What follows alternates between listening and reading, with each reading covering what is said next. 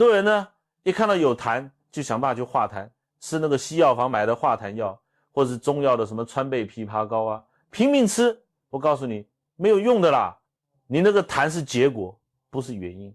你光是去清理那个结果，那个源头还在不断的产生，那你不是白忙一场吗？这就好像你家那个水龙头坏掉了，一直在漏水，地上都是水，你不去修水龙头，你拿着拖把一直在那边拖地，你拖得再快，水龙头不修好，那个水永远都在那里，对不对？所以古人讲得好，善治痰者，不治痰而治肺。这句话就是中医的精髓所在啊。高手看病是看源头，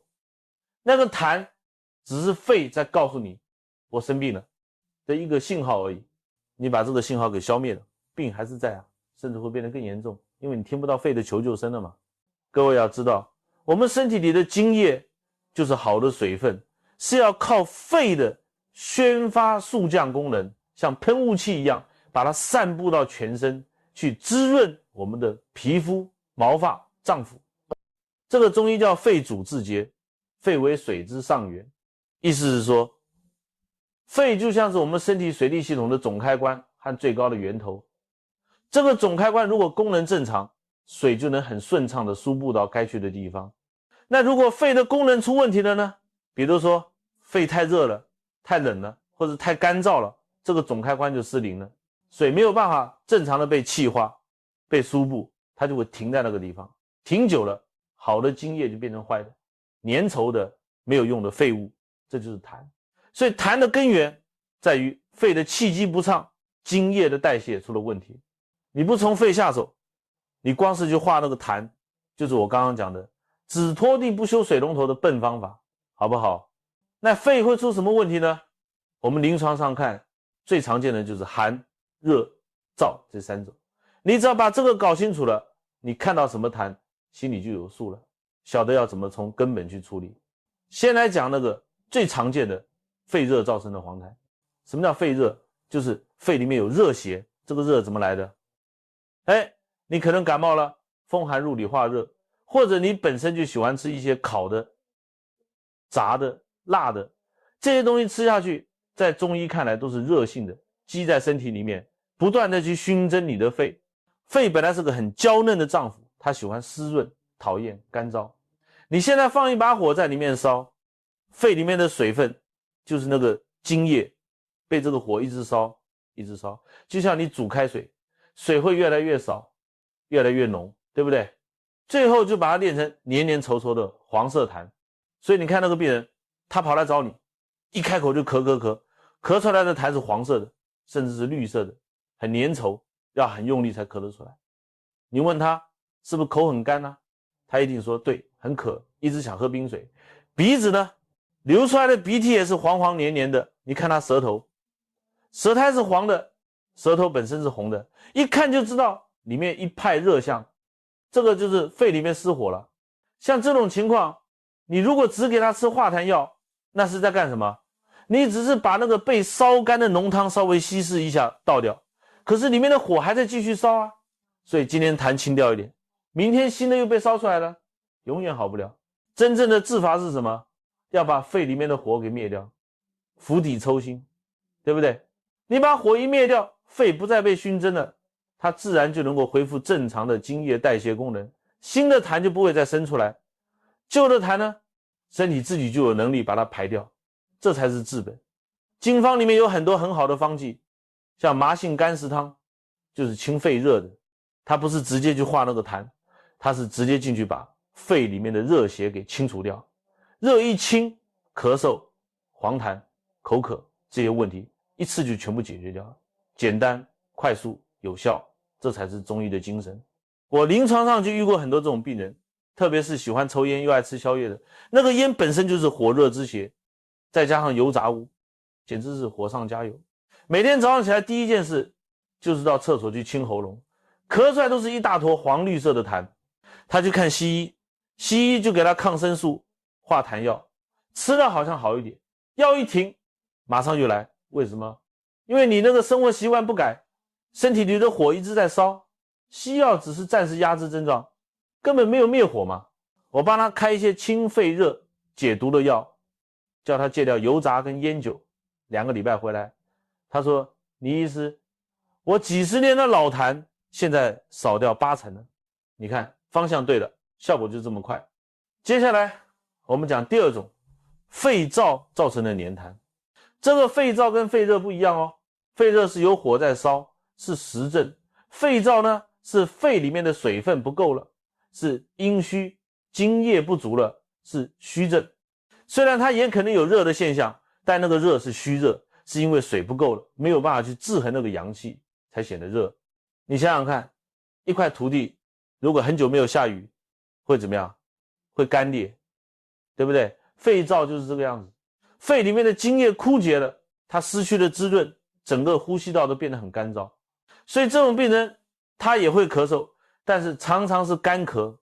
喉咙很痒，好像有东西粘在那里，咳了半天咳不出什么东西来，就算咳出一点点痰也是非常非常黏，像胶水一样粘在喉咙口，吞也吞不下去，咳也咳不出来，非常难过。他也会口干，但是跟肺热的口干不一样，肺热的口干是想大口大口的喝冰水，肺燥的口干是嘴巴干，喉咙干，但不是很想喝水，或者只是想喝一点点温水润一下喉咙而已。因为他身体缺的是滋润的津液，不是缺普通的水，你给他灌再多水，他身体如果没有办法把它转化成好的津液也是没有用的。这种病人还常常会有一个症状叫做五心烦热，就是手心、脚心还有心口这个地方感觉轰轰的热，特别是下午跟晚上的时候，这就是典型的阴虚发热。因为白天是阳气主导，到了晚上是阴气主令，你现在阴血津液不够了，阴不足以配阳，那个阳气到了晚上收不回来，就会在身体里面乱窜，造成这种虚热的感觉。那肺燥是怎么来的？可能是秋天天气太干燥，外在的燥邪伤到肺的，也可能是大病一场，发高烧把身体的津液都烧干了，或者是有些女孩子为了减肥过度节食，营养不够，气血津液都亏虚了，也会造成肺燥。面对这种情况，你如果还用清热的方法，那就完蛋了。人家肺里面已经够干了，你还用寒凉的药再去伤他的阳气，再去清热，那不是让他干上加干吗？你如果用一般的化痰药，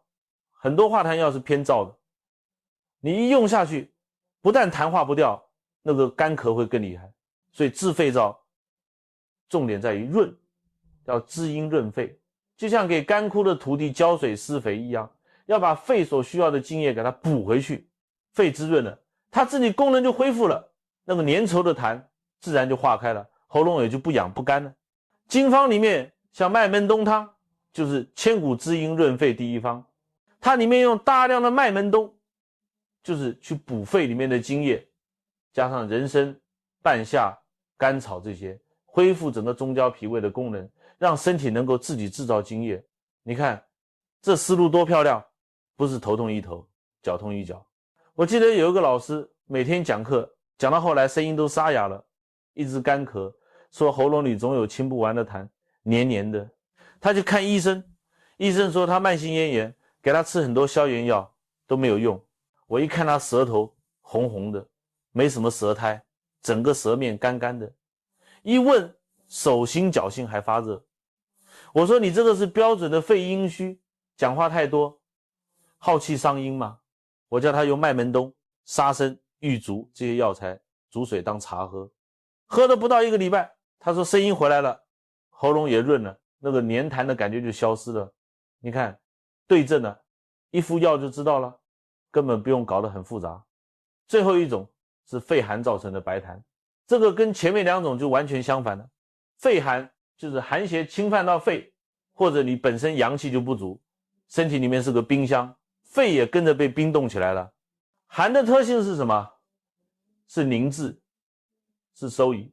你想想看，水在常温下是流动的，你把它放到冰箱里，它会怎么样？它会结成冰，对不对？肺里面的津液也是一样，一旦被寒气束缚住，它的流动就变慢了，甚至停滞了，这些停留下来的水液就变成了痰。但是因为没有热，所以这个痰是白色的，而且通常比较稀，像水一样，或者有很多泡沫。所以你看痰的颜色跟质地就告诉你身体的寒热状况了。这个是中医诊断很重要的依据。肺寒的病人，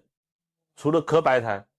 他一定会怕冷。你摸他的背，特别是上面肺盂那个地方，常常是冰凉的，他可能还会流清鼻涕、打喷嚏、头痛、脖子后面僵硬，这就是太阳伤寒的症理，寒邪宿表，肺气不宣的表现。这种痰的来源，很多时候就是吹到冷风，淋到雨，寒气直接从皮毛进到肺。还有一种，我跟诸位讲，现在非常非常多，就是喝冰的。你看看现在街上，人手一杯冰饮料，那个寒气直接从嘴巴进到食道，旁边就是气管，那个寒就直接渗透到肺里面去了，脾胃也跟着受寒，脾主运化水湿，脾的功能一被寒气绑住，水湿运化不掉，往上送到肺就全部变成痰。所以你看很多小朋友过敏性鼻炎，早上起来一直咳，咳出来都是白色的泡沫痰，一问之下，家里冰箱打开全是冰淇淋、冰牛奶，这病怎么会好？对于肺寒的白痰，治疗的原则当然就是温肺散寒，要把肺里面的寒气给赶走，让肺暖和起来。肺一暖和，就像冰块遇到了太阳，那个凝结的痰饮自然就化开了。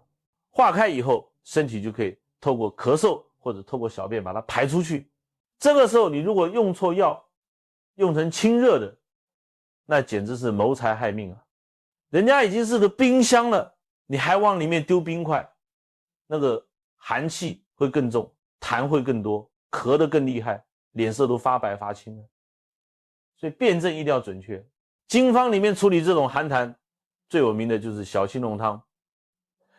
它里面有麻黄、桂枝是去解表散寒的，有干姜、细辛是直接进到肺里面去温肺化饮的，那个力量非常强。病人喝下去，身体一暖，汗一出来，表寒解了，里面的寒饮也跟着化掉了，那个咳嗽跟白痰很快就停了。所以诸位你看，同样是一个痰，背后的原因千差万别。黄痰是肺里失火了，要灭火；黏痰是肺里干旱了，要浇水；白痰是肺里结冰了，要升温。你如果搞不清楚状况，看到痰就用一样的化痰药，那不是乱枪打鸟吗？运气好，瞎猫碰到死耗子，可能有点效；运气不好，就是火上加油，雪上加霜。所以各位以后不要再害怕痰了，痰是个好东西，它是你身体的情报员，它在告诉你肺部现在的真实状况。你要做的是学会解读这个情报，而不是一来就把情报员给毙了。你只要把肺的根本问题是寒是热还是燥给处理好了，肺清则痰自消。这就像一个国家，国君如果圣明，政治清明，底下的奸臣乱党自然就没有生存空间了，对不对？肺就是我们身体呼吸系统的国君，你把它伺候好了，什么痰啊、寿啊，这些乱七八糟的尘子自然就都服服帖帖的。把这个观念建立起来，你就晓得中医看病看的是整体，看的是根本，而不是只看那个表面的症状，这个才是真正能够治好病的医学。